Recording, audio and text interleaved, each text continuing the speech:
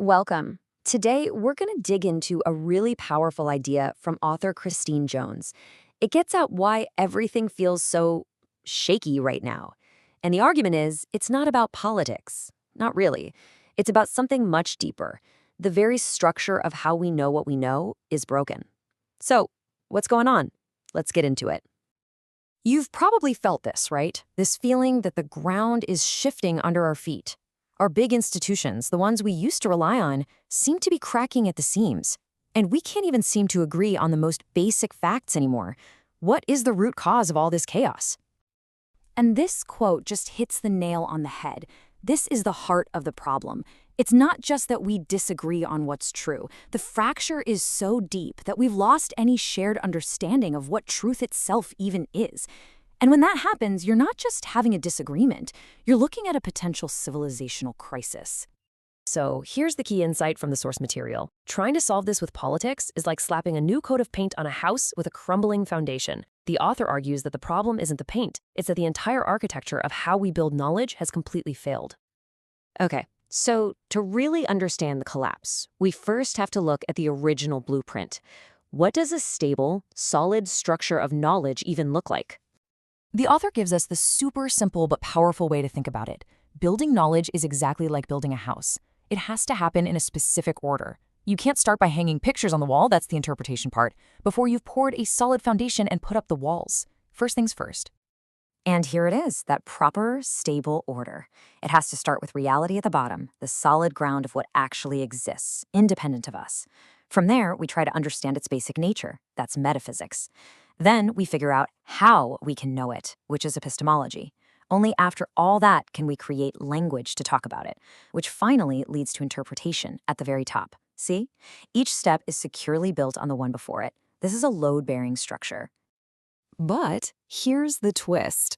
According to the author, our modern world has taken this perfectly stable pyramid and flipped it completely upside down.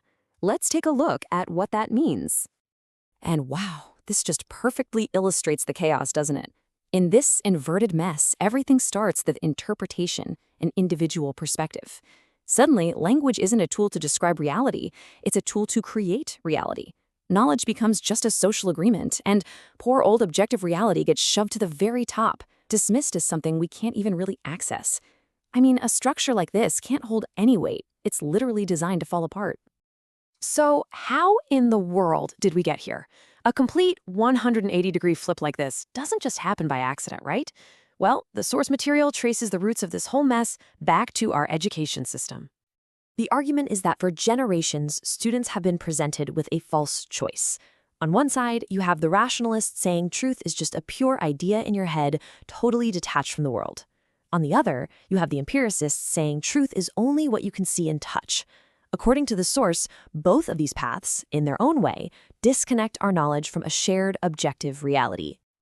And the consequence of this false choice is, frankly, devastating.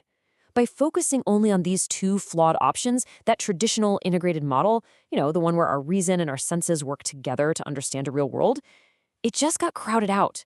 An entire way of thinking was basically lost, and the blueprint for building stable knowledge went with it. So what happens when you take this shaky, inverted structure and apply it to the real world? Well, you get what the author calls the withered leaves and spoiled fruits. The damage is everywhere. Just look at how this plays out across the board. In law, the goal stops being about discovering objective justice and becomes a tool for social power. In science, data is no longer about finding truth, it's something you mold to fit a pre-existing story.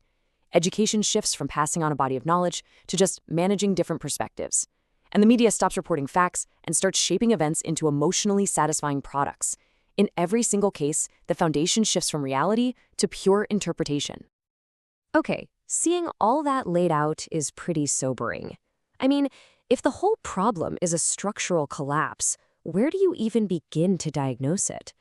The source proposes a forensic framework designed to do exactly that. It's called the Telos Inversion Protocol, or TIP for short. Now think of this not as a cure-all, but more like an MRI for our broken institutions.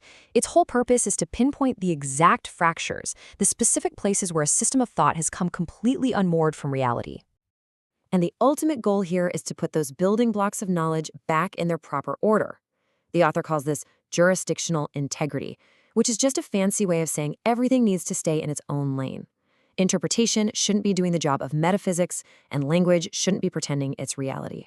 So TIP uses these 6 forensic markers to trace the decay. It basically maps the journey from a healthy system that's grounded in reality all the way down to a dysfunctional one that only cares about control. Let's look at a couple of quick examples. Here are 2 really sharp examples of how this works. When a legal system denies realitas, that is, objective reality in human nature, law stops being about justice and turns into a tool for social engineering. And when illugio, pure rhetoric and emotion, takes over, policy stops being about facts and starts being justified simply by how it makes us feel.